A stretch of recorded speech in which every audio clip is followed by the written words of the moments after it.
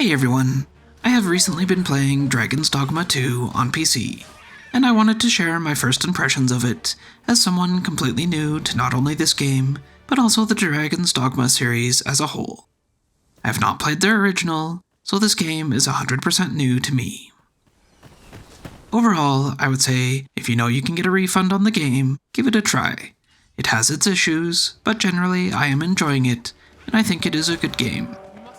But if you are not able to get a refund, be sure to watch this video and look up some other reviews before buying it. It is a very expensive game, and you don't want to be wasting your money. The nice thing though, is they have a free character creator, which you can use, then import both your main character and your pawn into the game from. So if you are like me and spend far too much time in character creation, you don't need to worry about eating up all your demo time with just that. Anyway, with that said, here are my first impressions of Dragon's Dogma 2. The first thing I will say, I honestly almost refunded this game. My first hour and a half in it did not go well, and I am not talking about my clear and complete lack of skill in it, but the overall performance of the game itself, the graphics, and my initial take on the story as well as the gameplay. The only reason I did not refund it was because I wanted to make this video for everyone, and I forgot to record my gameplay during the first hour and a half. I played another 20 minutes while recording, trying to recreate the performance issues, but of course the game ran perfectly. So I opted to keep it. And so far, after 8 hours of playtime, I am happy that I kept it. I do recommend trying this game out, especially if the genre interests you. So far, I like a lot of what the game offers. But do be aware there are some significant performance issues, and even if your computer meets the recommended specifications, the game's performance may just be lower than what you are willing to put up with. I also only have this on PC, so I don't know how it runs on console. If anyone who has it on console wants to comment about that, it would be great. I definitely recommend looking into your refund options before buying it, because you don't want to be stuck with something that is not playable. So, the elephant in the room. This game's performance is terrible. I can't watch. And the developers should really be ashamed, especially since they are not a small company. They have the resources to optimize it, and they are charging quite a lot for this game. My computer is not top of the line by any means, but it is well above both the minimum and recommended specifications for the game. I'm playing it at 1440p using mainly the default graphics settings. I did change some settings based on personal preference, but for the most part they are all set at medium, with only a couple in the higher range. My first hour playing it, the game froze up twice. It dropped to 1 FPS, and I could not do anything in-game. What solved that for me was alt-tabbing to a different program, then jumping back into the game. Then for the next 6 hours, it ran with no issues, other than the wonky FPS, which I'll discuss in a bit. At this point, I had just finished a cutscene in the game, and it froze completely. I had to force quit it. In my searching, this seems fairly common, with many people experiencing many crashes close together, and then nothing for hours or even days, followed by a bunch more crashes. It also does not seem to be tied directly to more graphically demanding areas in the game. The crashes seem to happen at any point.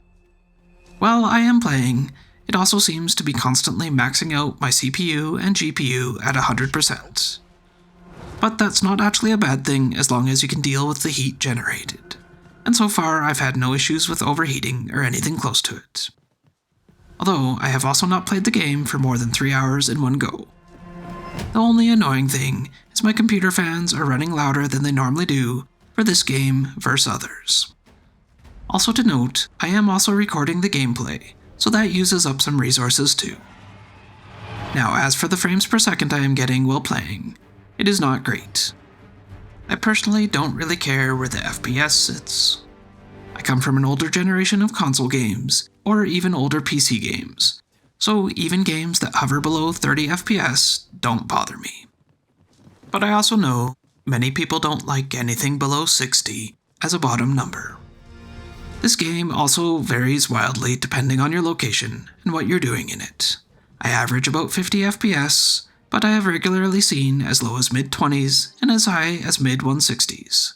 game defaults with an uncapped FPS setting, but I have seen many people recommending to cap it at 60, because the wild variations are generally more jarring than just an overall lower setting.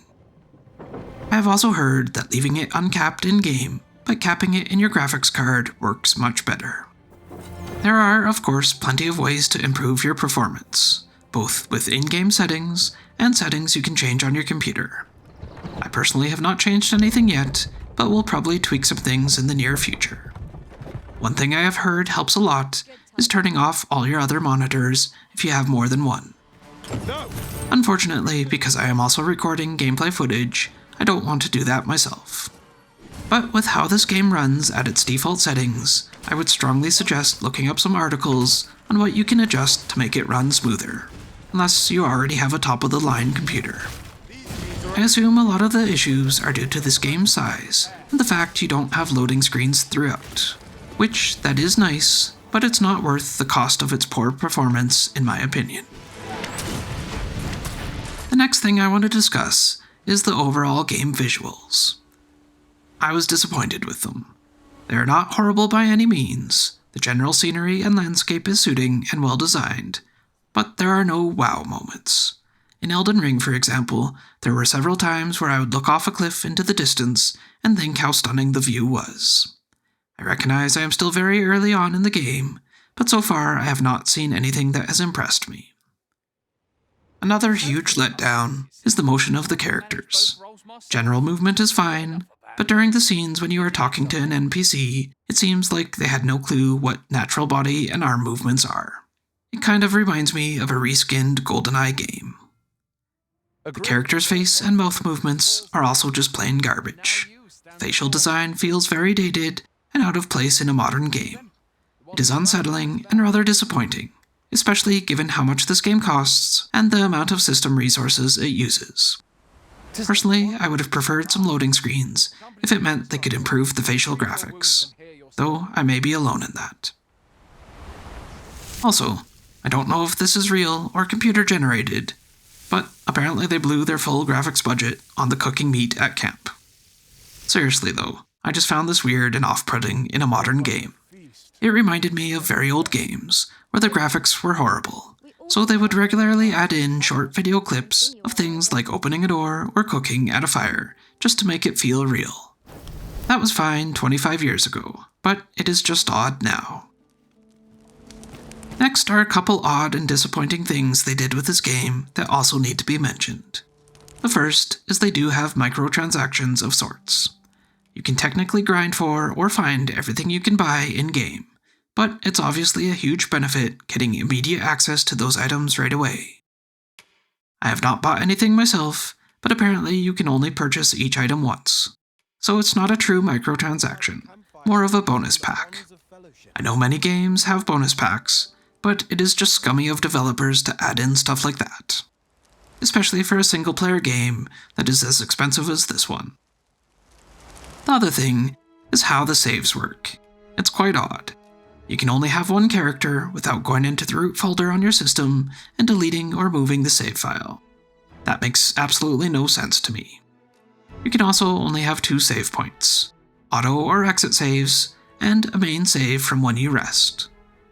I don't really mind this from a player standpoint. It makes it like what a lot of games do for their hardcore modes, but I also think this should be an option you can turn on or off. The autosaves do happen very regularly, so you're never set back more than a few minutes. The resting saves, however, can set you back several hours of gameplay, and is more just for if you have made a very big mistake. I personally feel like you should be able to save more often if you want to. Finally, I want to review the gameplay and story. The first hour of this game nearly lost me. I recognize I have never played the original, so I am probably missing much of the story. But I feel like developers should recognize that many gamers will pick up a new game without any previous knowledge of the earlier editions, especially if they are several years old. And they should account for that in the initial moments of the game, so no one feels lost. The first hour was primarily a tutorial island of sorts. It explained the controls, which was nice. However, there was no hook, nothing to make me want to keep playing to find out more about the world or my character. The initial cutscene, while it was well done, also did not add much of a hook to the story. You can assume you are, or should be, the ruler, but something has happened to make that not the case.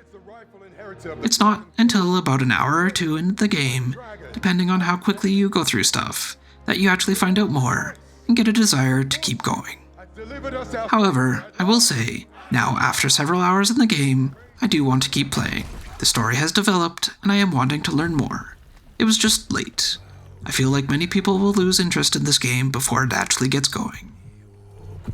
The gameplay itself was fun. The ability to climb enemies while fighting is a great addition. But again, there was nothing that really made this game stand out. As for the actual controls, it has full controller support, which for me is huge.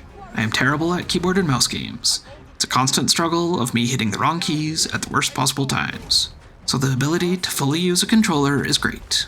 But I recognize a large portion of people out there actually have skills with the keyboard, so they will play this game without a controller.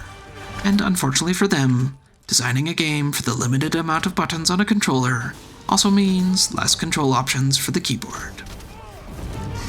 I do feel that the general combat mechanics and controls are well explained, easy to learn and execute, even though I'm not very good at it myself. However, there are a lot more specific gameplay mechanics for this game that are not explained at all, and as a new player, you definitely need to look up some form of guide just to be able to move past the first few hours in the game. Overall, the game is fun, but I think it is quite overpriced for what it is. I think a better price point for this game would have been about 30% lower than what they're selling it for now. If you manage to find the game on sale, go for it. But if your budget is tight and it's coming down to this game or something else, I would be inclined to say skip this one. The most important thing, however, is just be sure you are able to get a refund, just in case your system cannot run it at a level you are happy with. Anyway, I hope you found this review helpful in your decision to buy this game or not. Please feel free to add any of your comments on the game below, or what you would suggest as a better alternative to play. And thanks for watching.